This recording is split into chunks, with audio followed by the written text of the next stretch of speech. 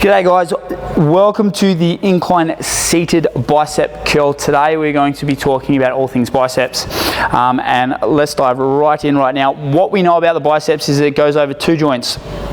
It originates up in our shoulder joint up here, and it comes down all the way down into over our elbow joint and into our radius and our ulna. Right, knowing this, we also want to know that our full range of motion with the biceps is we come forward and we can come all the way back.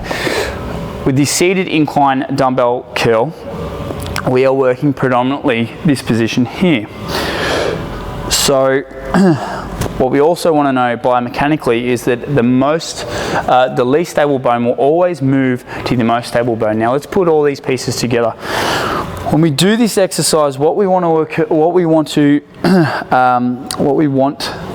occur is we want to pull our shoulder blades back and down and pin our arms back, because we are trying to work the back section of the range of motion when it comes to your biceps. We are not trying to get shoulder flexion involved in this exercise. If you wanted to do shoulder flexion exercise, we could do a standing bicep curl, we could do a preacher curl that will work the slight flexion that biceps create.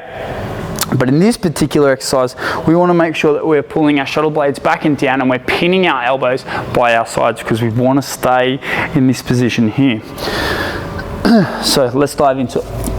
We're going to grab a hold of our dumbbells, we're going to pull our shoulder blades back and down, and we're going to think about line of pull now. Our line of pull is creating a straight line and making sure that we go up and down in that same fashion. If we start to create external or internal, so if we're not pulling in a straight line and we're slightly off center, we're going to create issues on the inside or the outside of the elbow, depending on which way you're going, because of forces. So if we're coming up and we're slightly grinding to the right, then we're going to, over time, wear down and create pain in our elbows. If you think of it as something that's not quite aligned, it's going to grind along that edge. That is what's going to happen with our inside or outside of our elbow, and over a period of time, we're going to have issues. So again, what we're looking to do is pull your shoulder blades back and down and hold this position here. From here, we're going to pin these arms in this our humerus in nice and tight, and from this position, we're just going to curl up and just concentrate on controlling the dumbbells. We want to go all the way out, all the way in. We want that full range of motion. Remember this when it comes to our bicep or any muscle. At the weakest point of the lift, which is the full extension of the muscle, that is where we are at our weakest. That is where we are going to get the most amount of gains from. If we are going, say, half reps and we're doing, only to 90 degrees, that is where we are at our strongest, because we are at full contraction here. So it's really not going to create as much damage as we want, and therefore not create as much growth as we want, or stimulate the muscle as much as we like. So what we want to make sure that we are doing is we are pulling our shoulder blades back and down, and we're coming all the way down to the bottom, all the way up. With that being said, when we come down the bottom, we don't want to lose tension. We want to make sure that we keep our tension on.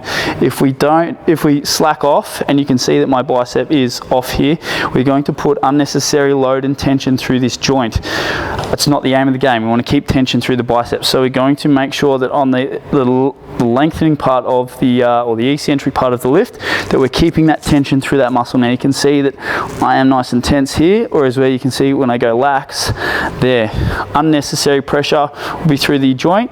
If I tense, there will be very little pressure through that joint and all through the bicep. You will find that when you execute like this, your weight will go down tremendously compared to if you are shoulders forward and trying to swing them up and use momentum to get them up. Pin your shoulder blades back and down. Remember our biomechanics principle that the least stable bone will always move to the most stable bone. So when we pin our shoulder blades back and down, we are creating stability through this joint where the bicep originates, and we are going to be causing flexion at the elbow where the bicep inserts. So up and down like so, and they will gas out real quick. So let's have a quick So shoulder blades back and down, nice and strong. Follow the line of your elbows, up and down. And if you really want to get fancy with it, you can slightly take your pinkies to the outsides of your shoulder to hit the small head of the bicep. But outside of that, that is how you do an incline seated bicep curl.